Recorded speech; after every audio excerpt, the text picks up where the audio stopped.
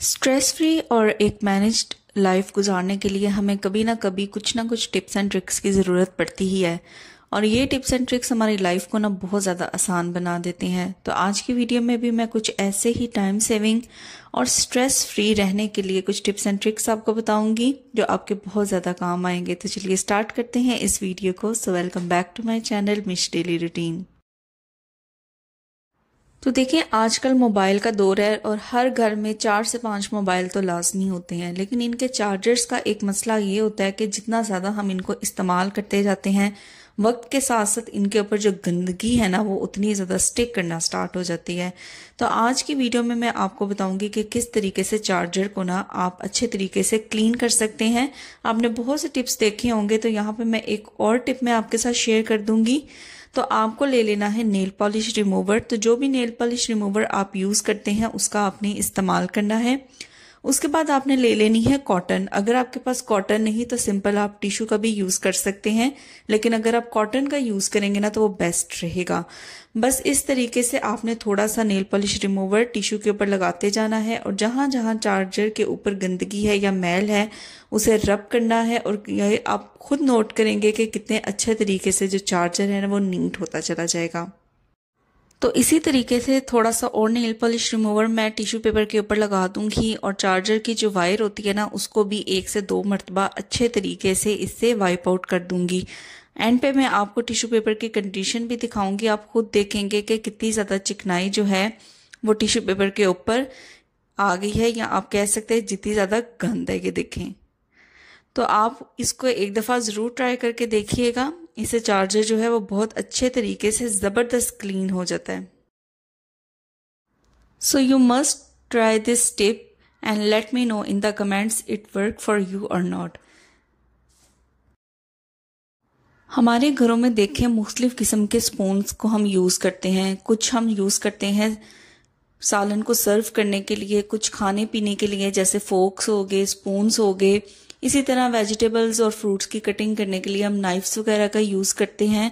और साथ ही साथ कुछ हम खाना पकाने के लिए स्पैचुलास का यूज़ करते हैं।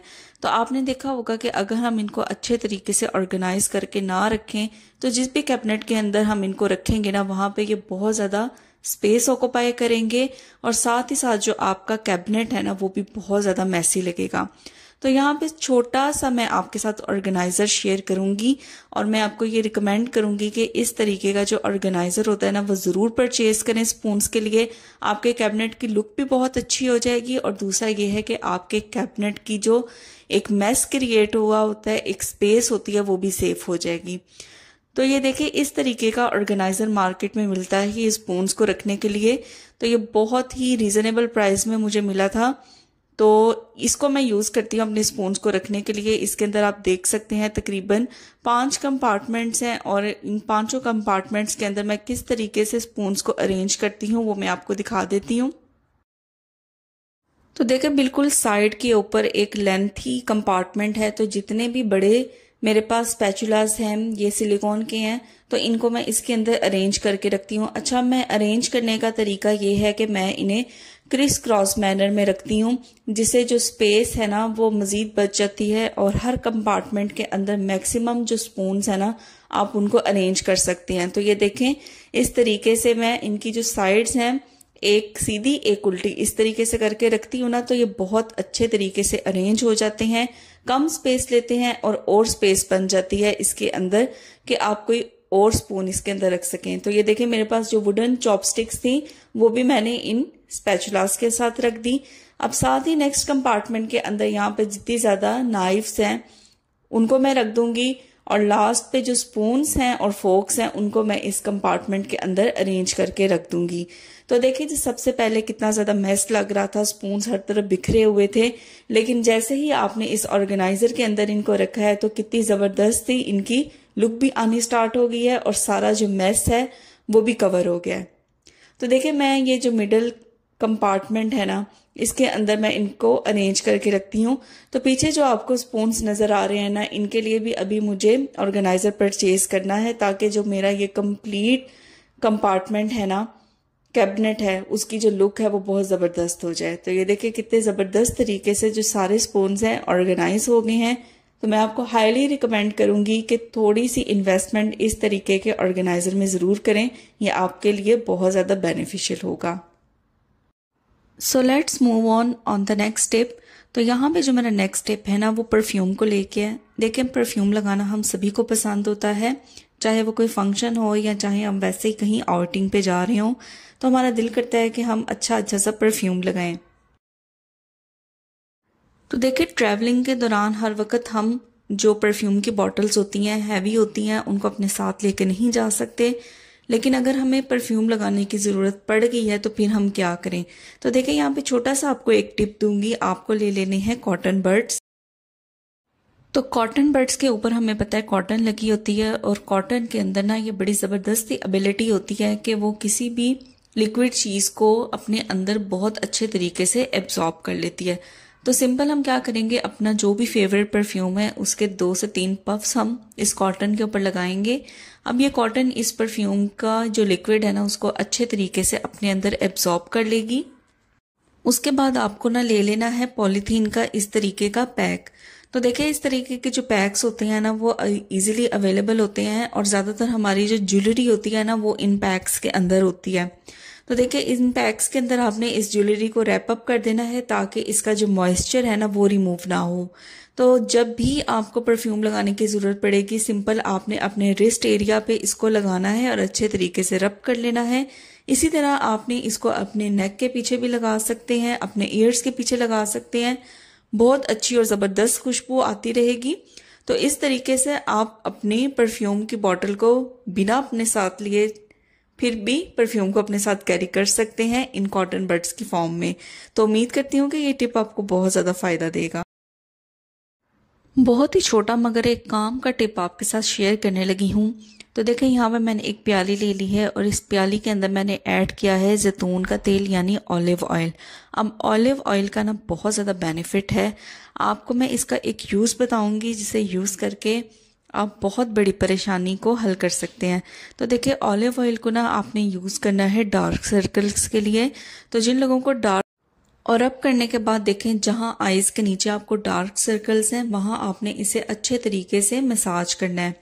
तो बहुत ज़्यादा आपने ज़ोर ज़ोर से इसको मसाज नहीं करना, जस्ट अपनी छोटी फिंगर के साथ आपने अच्छे तरीके से इसको अपने डार्क सर्कल्स पे मसाज करना है और पूरी रात के लिए इसको ऐसे ही लगा छोड़ दें। और तकरीबन 1 से 2 हफ्ते के लिए इस रेमेडी को फॉलो करें। आपके जो डार्क सर्कल्स हैं वो काफ़ी हद तक जो है वो बेटर होना स्टार्ट हो जाएंगे। तो चलिए अब बात करते हैं कुछ ओवन की क्लीनिंग को लेके। तो कल की वीडियो में मैंने आपसे शेयर किया था कि आपको एक दफ़ा इसे बाहर से भी क्लीन करना चाहिए। तो आज की वीडियो में मैं आपको बताऊंगी कि इसकी अंदर से डीप क्लीनिंग मैं किस तरीके से करती हूँ। तो देखिए मैं इस तरीके का रैक भी यूज़ करती हूँ ओवन के अंदर। तो ये सारी प्लेट्स आप देख सकते हैं कि कितनी ज़्यादा गंदी हो चुकी हैं। बहुत ही सिंपल और इजी वे में आपको बताऊंगी जिस तरीके से मैं भी ओवन को क्लीन करती हूँ। तो सिंपल यहाँ पे देखिए मैंने ले लिया है पानी। तो आपने टैप वाला जो पानी होता है ना वही सिंपल आपने ले लेना है और एक बाउल के अंदर इसको डाल देना है। उसके बाद मैं इसके अंदर ऐड कर देती हूँ विनेगर। तो जो सफ़ेद सिरका होता है वो तकरीबन 2 टेबलस्पून के करीब मैं इस पानी के अंदर ऐड कर देती हूँ। अब सिंपल इस बाउल को ना मैंने रख देना है ओवन के अंदर और ये प्लेट में लगा देती हूँ। तो जो भी आपकी प्लेट है ना उसको लगा के ही आपने ये प्रोसेस करना है। तो देखिए मैंने ओवन के अंदर ये प्लेट निकाली थी आपको जस्ट दिखाने के लिए कि इसके अंदर कितनी ज़्यादा गंदगी है। तो अब मैं यहाँ पे ये सारी चीज़ें इसकी लगा दूंगी और जो बाउल मैंने पानी से फिल करके रखा था उसे ओवन के अंदर रख दूंगी और तकरीबन 3 मिनट के लिए ना मैं ओवन को चला दूंगी। तो क्या होगा कि इस पानी से ना जो भाप बनेगी वो ओवन के अंदर रहेगी और जितनी भी ज़्यादा ग्रीस होगी वो जितनी मर्जी स्टिक कर गई होगी ना इस भाप की वजह से, स्टीम की वजह से वो काफ़ी हद तक लूज हो जाएगी। तो यहाँ पे 3 मिनट हो चुके थे, ओवन को मैंने बंद कर दिया है। तो यहाँ पे जो बाउल होगा ना पानी वाला उसको बड़ी एहतियात से बाहर आपने निकालना है क्योंकि बहुत ज़्यादा हीट अप हुआ होगा। तो कोई ना कोई कपड़ा आप यूज़ कर लें, उससे आप इसको निकालें। तो आप देख सकते हैं कि कितनी ज़्यादा भाप आपको साइड पे पानी के अंदर से निकलती हुई नजर आएगी। उसके बाद आप कोई सा भी क्लॉथ ले लें या अगर आप किचन टॉवल यूज़ करते हैं उसका यूज़ कर लें, स्पॉन्ज का यूज़ कर लें। उससे आपने ओवन को जस्ट हल्के से क्लीन करते जाना है। तो जैसे ही मैं इसे क्लीन करती जाऊंगी आप देखेंगे कि जितनी भी ज़्यादा ग्रीस थी ना या फूड पार्टिकल्स थे जो स्टिक कर गए हुए थे वो बहुत ज़्यादा लूज हो जाते हैं और इजीली आप इसको इससे क्लीन कर सकते हैं। तो देखें जो ओवन की प्लेट थी ना उसके ऊपर भी आपने देखा था कितनी ज़्यादा ग्रीस थी और कितने ज़्यादा फूड पार्टिकल स्टिक किए हुए थे। तो सिंपल मैंने इसको स्पॉन्ज से ही क्लीन किया है और सारे जो फूड पार्टिकल्स हैं वो रिमूव हो गए हैं। तो सेम इसी तरीके से अच्छे तरीके से ना ओवन को अंदर से भी मैं इसी कपड़े से इसी स्पॉन्ज से क्लीन कर दूंगी और सारे फूड पार्टिकल्स और ग्रीस जो है ना वो रिमूव हो जाएगी। बस सारी जो चीज़ें मैंने बाहर निकाली थी ओवन की क्लीन करने के लिए उनको अच्छे तरीके से मैं ओवन में असेंबल कर दूंगी। तो आप कोशिश किया करें कि मंथ में एक दफ़ा नहीं तो 2 वीक्स बाद एक दफ़ा आप ओवन को इस तरीके से क्लीन कर लिया करें। आपको इसकी बहुत ज़्यादा एक्स्ट्रा डीप क्लीनिंग की ज़रूरत नहीं पड़ेगी। जस्ट सिंपल इसी सोल्यूशन से आप इसको अच्छे तरीके से क्लीन कर सकते हैं। अब ये जो पानी बचा था ये अभी गर्म ही था विनेगर वाला, तो इसको मैं ड्रेन में डाल दूंगी सिंक के। तो ये थे मेरी आज की वीडियो और कुछ इंपॉर्टेंट टिप्स एंड ट्रिक्स जो मैंने आपके साथ शेयर किए हैं। तो उम्मीद करती हूँ कि ये वीडियो आपको पसंद आई होगी। पसंद आई है तो वीडियो को लाइक करें, शेयर करें, कमेंट करें और चैनल पे नए हैं तो चैनल को ज़रूर सब्सक्राइब करें। मिलती हूँ आपसे नेक्स्ट वीडियो में। Till then take care, bye bye.